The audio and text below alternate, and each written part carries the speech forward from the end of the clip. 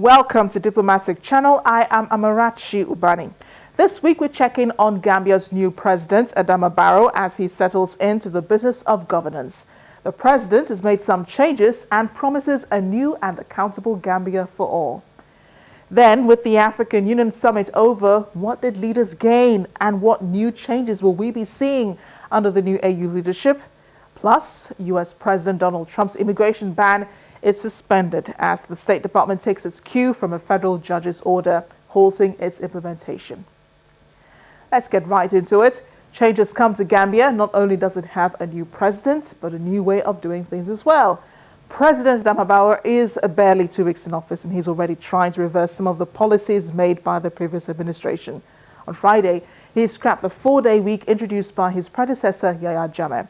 Now, people have to work the regular 5 days, but get half the day off on Friday to pray, socialize, and tend to fields.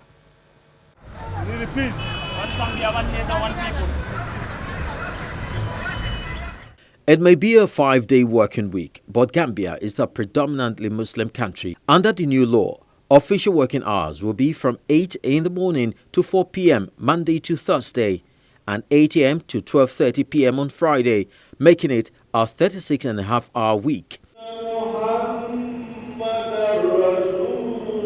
And President Adama Barrow, a devout Muslim himself, hence he attended prayers at a mosque in the capital, Banjul, on Friday, a day after he returned to the country. But the president has shown religion will not be getting in the way of governance and will no longer be used as a cover-up for crime and corruption. During the week, he promised he would be overhauling the country's intelligence agency and government institutions to make them more effective, promising the rule of law will be the order of the day. He also announced Gambia will no longer be an Islamic republic, an addition made by Yahya Jammeh in 2015, the second West African country to take on the title after Mauritania. He promised a level field for everyone and total reconciliation, which he said the government will honor.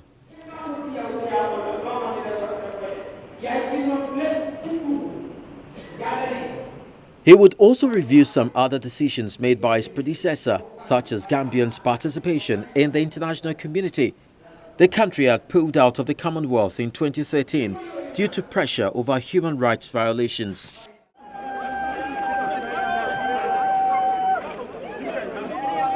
At his first news conference late last week, he announced plans to rename the National Intelligence Agency, a dreaded secret police accused by right groups of forced disappearances and torture under the former president Yahya Jammeh. He also promised to ensure media freedom. He is expected to have his cabinet ready by this week, though he has already announced a vice president, Fatoumata Jallow Tabajan, a woman, which should show the president's inclusion of women in governance, a backlash by critics who say she's too old to serve according to the current constitution. As for the country's security, the president earlier said there was no deadline for ECOWAS troops sent to protect the Gambian people while the first set of the Nigerian contingent returned. The president said he still expects help from foreign nations. Big news at the African Union as Morocco becomes its 55th member, 33 years since it pulled out over AU member countries' recognition of the independence of the territory of Western Sahara. And I know what you're thinking. What changed and on what basis is Morocco returning? Maybe we'll find out in this report. The historic event happened on Tuesday, 33 years after Morocco quit the African Union for recognizing Western Sahara. The disputed territory in the Maghreb region of North Africa was once under the de facto administrative control of Morocco. Its status and sovereignty remains unresolved, but it is recognized by many governments and is a full member of the African Union. It is officially known as the Saharan Arab Democratic Republic, led by Brahim Ghali, who was elected in July 2016 following the death of long-term President Mohamed Abdelaziz Ezzedine.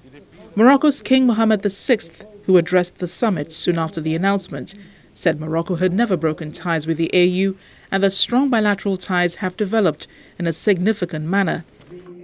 Western Sahara has been one of the major sources of Morocco's income, raking in some $110 billion.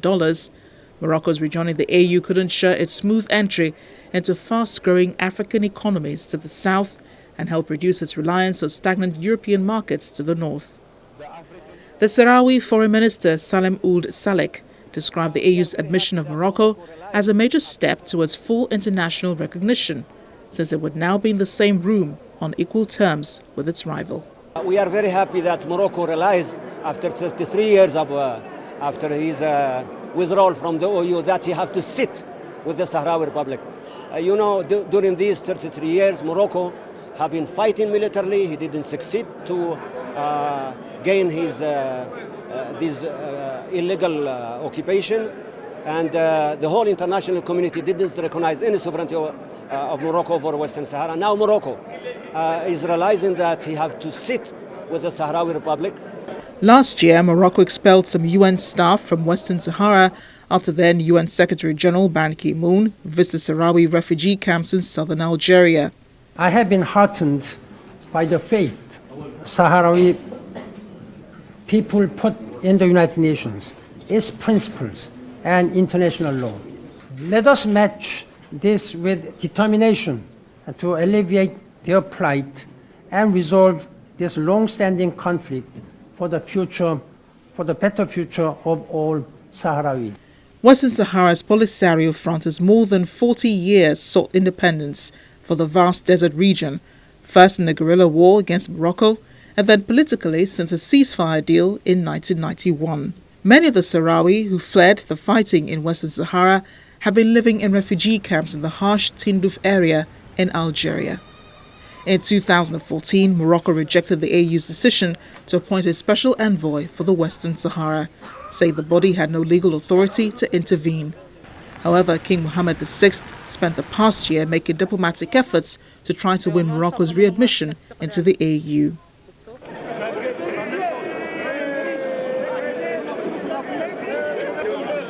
Meanwhile, the African Union leaders chose Chadian Foreign Minister Moussa Faki Mahamat as chair of the African Union Commission.